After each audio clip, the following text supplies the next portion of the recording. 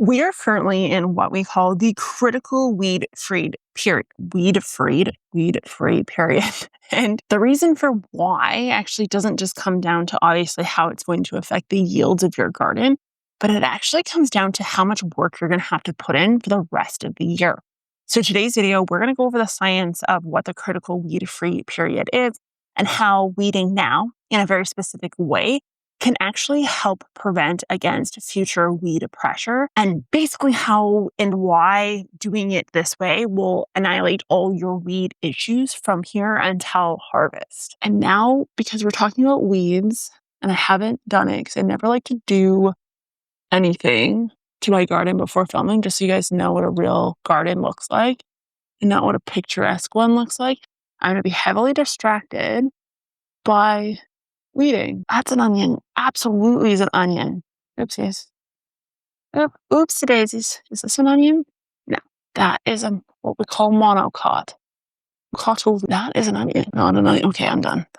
Right? I'm done. No, I'm not done. What is this? That's a weed. That is in fact a weed. This isn't a weed though. That very suspiciously looks like a flower. And I'm relatively confident that's exactly what that is. Away from the garden bed. Step away from the garden bed. The first thing we need to look at is what we call the theft establishment zone, which means it is in a theft zone that's taking away from your plants. So weeds obviously, aren't inherently bad for plants in the sense that it is technically like a companion planting or an intercropping, increase in biodiversity, if you will.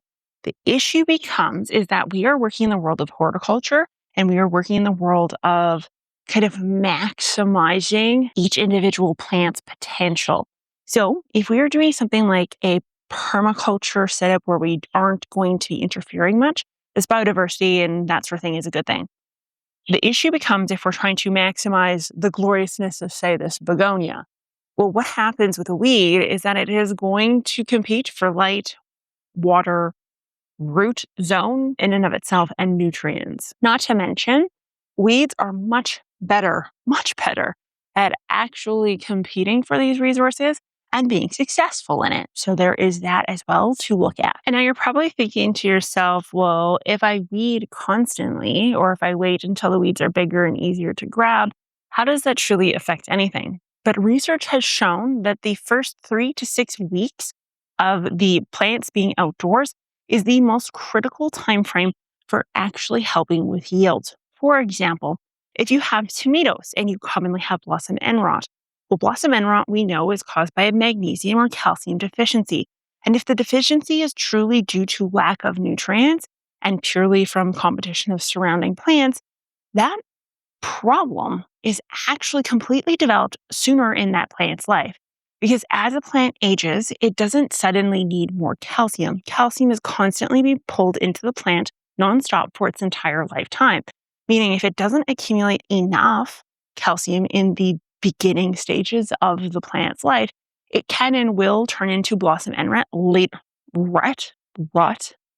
Again, rut. What? It's not even fall time. Why am I thinking of that?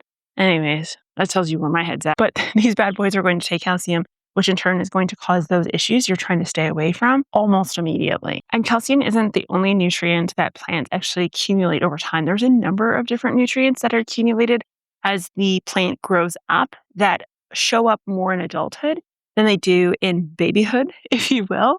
And ultimately speaking, what this means in turn is that you're going to have issues that you think are nutrient issues when the plant is an adult. But the reality is that they were established when they were younger, and it may have come down to the fact that you didn't weed when it was necessary, because the demand of a baby weed seedling is the same demand of a baby tomato seedling. Which brings me into my next one, which is actually the factors that determine how bad your weed problem is. Now, here's the thing.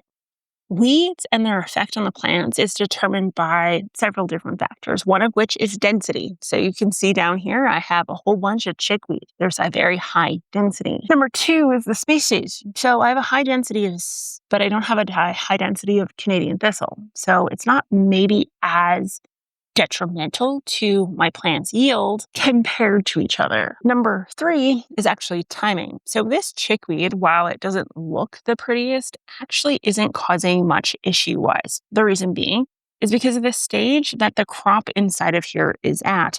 It is pretty well developed. It is obviously not competing for light at this point with the surrounding chickweed, and it's probably not competing for root biomass because this chickweed has a very shallow root biomass, and this cauliflower is obviously much deeper. So it's probably winning that battle as well. It's probably also not competing for water or nutrients or anything of that sort. So a chickweed weed this early on probably isn't that big of an issue.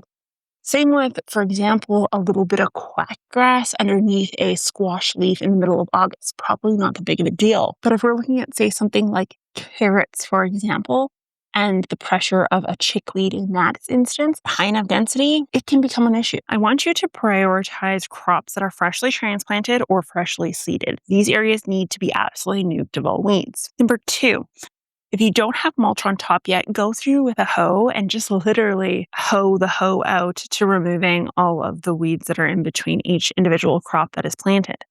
And do that here in June. From there, I want you to put a thick, healthy mulch on top. This in and of itself will help you ensure that you probably don't have to weed much for the rest of the year. Because remember, our sole purpose for weeding is to help prevent against competition that in turn will cause issues. And there is no competition and there is no issues when stacked against a plant that has been established and growing for a month or more, probably closer to 2 by the time you end up seeing those weeds again. So if you weed now, you never have to weed again for the rest of the summer. If you guys like this science-based content, then be sure to check out my latest and greatest video. And that is what Google says you should watch next. I will talk to you guys next time. Bye.